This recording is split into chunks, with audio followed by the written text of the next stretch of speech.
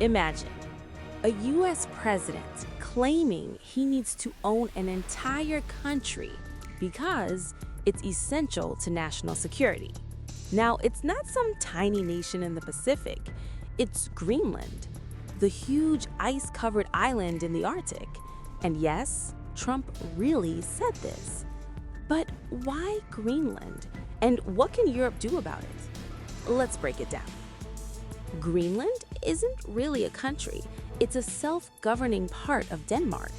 Denmark is in the EU and NATO, so any move to buy or claim Greenland puts European allies in a strange position. Trump has warned he will act on this, whether Europe likes it or not. We are going to do something on Greenland, whether they like it or not, because if we don't do it, Russia or China will take over Greenland, and we're not going to have Russia or China as a neighbor. And Europe, well, they have to figure out how to say, no, this isn't happening, without starting a war. First, diplomacy. U.S. Secretary of State Marco Rubio is heading to Greenland and Denmark, and Danish and Greenlandic envoys have been lobbying Congress, trying to convince America that the existing defense treaty already allows the U.S. to have military bases on Greenland. Their message? If you attack Greenland, NATO could collapse. NATO is also stepping up. More troops, more exercises, more military presence in the Arctic, all to make the U.S. feel secure without taking over. Trump claims Greenland is full of Chinese and Russian ships. Diplomats say that's not even close to true. Greenland should make the deal because Greenland does not want to see Russia or China take over. They don't go there. It's very far away from Greenland. And Greenland, basically, their defense is 2 dog sleds. Do you know that? You know what their defense is? 2 dog sleds. Then there's the economic option. The EU, a market of 450 million people, could in theory hit the US where it hurts.